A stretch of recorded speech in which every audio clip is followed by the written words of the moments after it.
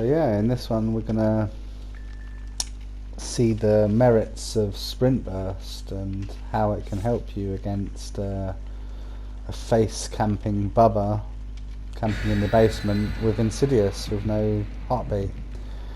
Quite frankly, I think that these sorts of tactics used by killers really take away the enjoyment from playing the game, but you have to be prepared that they're out there, and Bubbas usually play quite dirty anyway, so I wasn't going to let it happen to me, and I like to know that I acted in a way so that he never got me with his tactic. He did get a 3k in this, so it is potentially a strategy for you killers or wannabe killers out there to arm yourself with insidious, which basically means that after 6 seconds, if you stand still for 6 seconds, your heartbeat disappears. And this is the tactic of this Bubba, basically, to just camp around the hook. Tries it on this first hook, which I get the rescue on. I'm not sure, but the Claudette really doesn't act very sensibly after the rescue and just follows me around and then ends up getting taken to the basement where it all sort of happens. So she'd have borrowed time there, so all she needed to do was take a hit or get away. So I knew Bubba was on me straight away, didn't like that. Lunging early. And you saw Claudette there, just begging to go down, really. Which she duly does.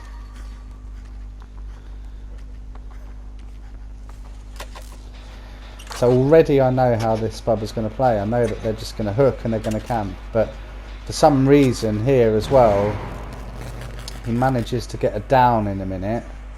Don't think it's on the original Claudette. I'm trying to like lead him away, but you can see he's just revving his chainsaw. There's someone obviously around.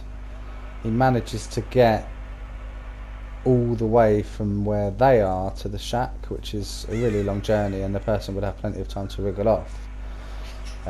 Shack's by me over here, as you can see. Someone else goes down now. Just I start to do this gen. Yeah, like 2 people down.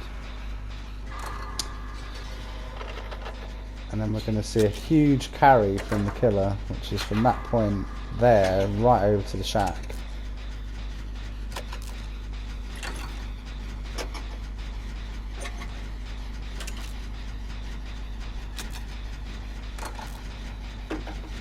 There.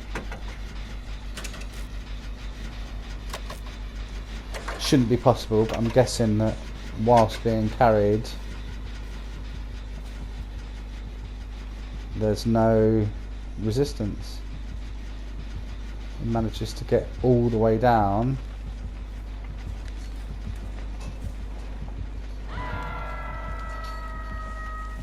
To the basement. Notice that the heartbeat drops. There's the 6 seconds. I'm pretty sure I haven't seen the killer go at this point, so I kind of in my head knew he was down there, but I had to check.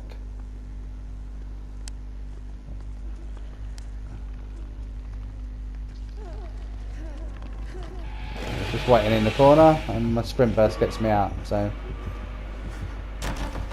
others are not going to be so lucky. So at that point I know exactly what I'm dealing with, and that actually risking a rescue is not going to be worth it.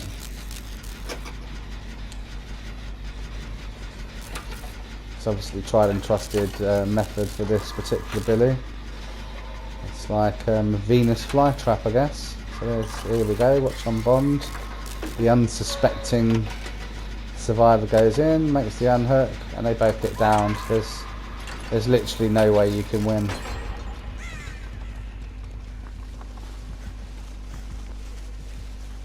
Best strategy against that is always to go and do gens.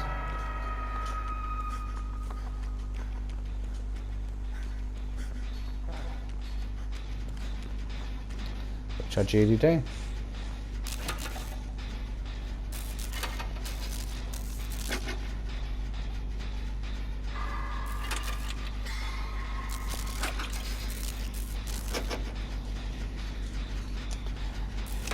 see the third person gets injured, so they're another one lured into this game. And then we end up with a position with people down now, so I do decide to go over and see if I can assist with the people that are down. I'm not going for the hook.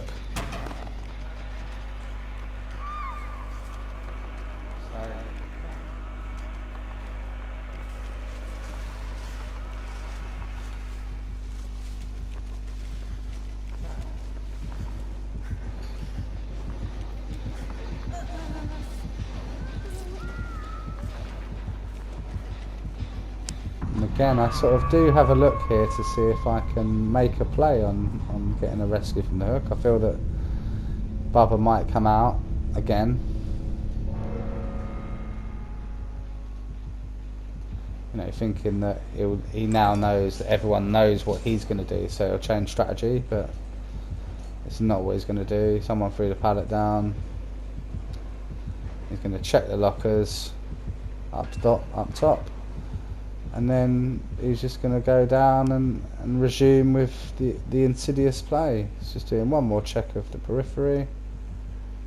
And as you can see, he goes into his corner, waits 6 seconds, heartbeat goes away, and nods at the survivor as well, just to show them, to rub it in really. I mean, I think you can say that, yeah, as a killer you're entitled to do things like that. This is what I see loads of entitled killers talking about. It's acceptable to behave in such a manner, but really you're going to put people off playing the game if you play like that. If I'd have died in that manner, then I'd have blocked this killer straight away. But I knew what he was going to do, basically.